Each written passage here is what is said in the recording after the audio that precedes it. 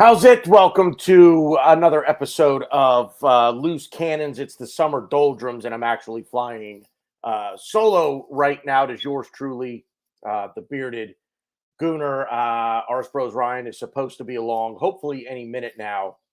Glenn may be jumping in as well. Yeah, so it's been a busy summer for me personally. So I bought a house um, out in the country, which is kind of nice. It's actually not kind of nice. It is lovely to be out here and see all the trees and hear the birds chirp and the crickets make whatever the noise is that they make, and basically just leave the hustle and bustle of the city behind and just have some peace and quiet and fresh air out here. So, with that in mind, yeah, it's been difficult for me to get onto programs here pretty much over the last month, give or take. So it is good to be back. We did have our a few weeks ago our annual season's end award show where we handed out some individual awards, Player of the Year, Goal of the Year, Moment of the Year, things like that. So please be sure to go on to YouTube and check out that video if you did miss it. Bottom line, there's just not much going on in the world of Arsenal right now. Yes, players are representing their countries at the Euros or the Copa America. If you follow those things, I am not a particularly big fan of international football.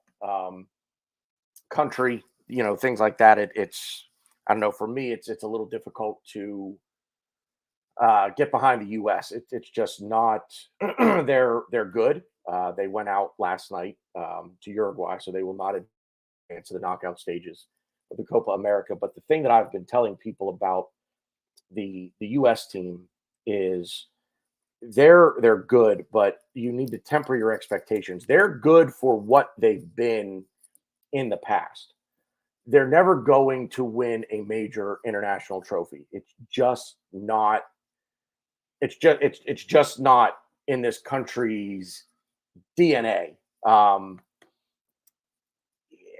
of the best athletes in this country play either in football, basketball, even some baseball, and even that's not really a sport that a lot of Americans play anymore. So it's just if you're an American and you're watching the Copa and you're disappointed last night because you really thought that the American team had a good chance to, win the thing.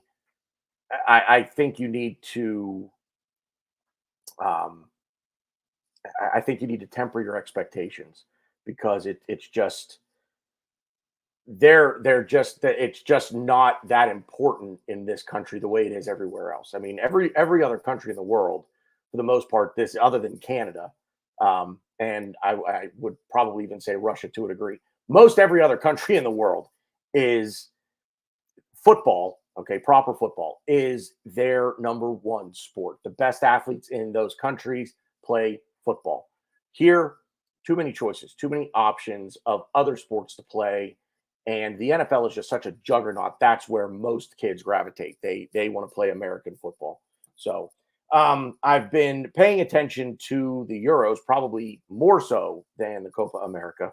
I've been um, following England, and yeah, boy, it is tough to watch that collection of talent play that style of football. If you're British, English, if you support England, it is a tough watch to see that much talent play so. I'm not even sure what the word reserved, pragmatic, I guess is maybe a good word for it. Gareth Southgate is an absolute abomination of an international manager. My goodness, is he bad? And the talent of the players bails him out. It's bailed him out quite a few times. So That's really where we've been over the summer. Bought a house, moved in. I am moved in. I not showing you my face right now because, it's kind of just me here, and nobody really needs to see that. So let's face it. But yeah, as far as Arsenal goes, knock on wood, the players away on international duty are performing well. Um, Bukayo Saka, I think, is in one way, shape, or form, he's making a name for himself on the international stage, whether it be by his performance or making news because he is playing out of position. The way that Southgate is trying to get them to win matches, which just doesn't make any sense to me at all. But what do I know? Again, not big on international footy. Um, but yeah, the players are playing well. Kai Havertz is having himself quite a nice tournament for Germany, scoring goals, picking up where he left off with Arsenal over the course at the end of the season. Um, so yeah, I mean David Raya, playing in goal for Spain. Obviously, Spain are playing quite well. I would dare say they may be the favorites to win this thing right now with the way that they have played. So, um, but even transfer news wise, there's just not a lot going on, or at least not a lot that I've been hearing. So, um, yeah, it's kind of an easy show here. I mean, like I say, we really don't have. There's really just not that much to discuss. Evening, Russ. Thanks for jumping in here. Thanks for being out there. Um, but yeah, there's just not, like I say, if unless we talk about international football going on right now, the Euros or the Copa, there's just not a lot to talk about. So if you're on YouTube, drop a comment. Let me know how your summer's going. If it's just me here, I will probably not stay on much longer. Like I say, one man show and not really much to talk about. It's a bit of a struggle. Um, like I said, there's just not much in the way of transfers for Arsenal. We've heard Nico Williams' name, and I've seen a lot of people say they do not want to pay the wages that he is rumored to be demanding coming out of Spain. So um, he looks a player for sure, but to get the wages that he's rumored to be demanding, I don't know that Arsenal would be willing to break the wage structure to accommodate a player that's never played in England. Um, that really at this point is sort of a one season sensation. Um, so I like the player. He would be a very nice addition, um, and I think there would be a fair amount of rotation. I think Gabriel Martinelli will come back. Will have a bounce back year. I mean, obviously he was not himself this past season. Production obviously way down from the year before. So Nico Williams could come in, could push him. Um, it would give us another option off the bench. I know he plays predominantly on the left wing. I don't know if he could, spell Bukayo Saka on the right, but it's always, I suppose, a possibility with Mikel Arteta and what he wants to do. Um, there's a Spanish goalkeeper being rumored to join up with Arsenal at some point this summer. I don't have a name, um, and I don't know really anything about the player.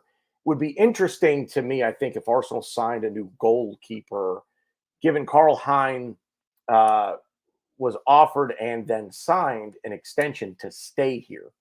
So that kind of said to me that Carl Hein would be the odds-on favorite to go into the season as David Raya's deputy at the goalkeeper position. But having not played significant minutes in the Premier League, I don't know that he's ever played a minute in the Premier League. Yeah, it would be perhaps a bit not ambitious, but hopeful maybe to think that he could deputize for David Raya. Um, you know, get a decent amount of playing time in other matches and perform well. So I've not really seen Carl Hein play that much, to be honest. So, but I did think that with the contract offer, contract extension offer, and then he signs it. That's kind of how that led me to believe that he could potentially be the backup. I can't imagine he would sign a contract and want to play third fiddle again in this team. Unless he's going to go out on loan, which could be a possibility, and I would not hate that. Um, to be honest with you, I think if Carl Hein is going to be a part of this club, then he probably does need to go out on loan. So um, beyond that, really, it's just kind of the usual suspects as far as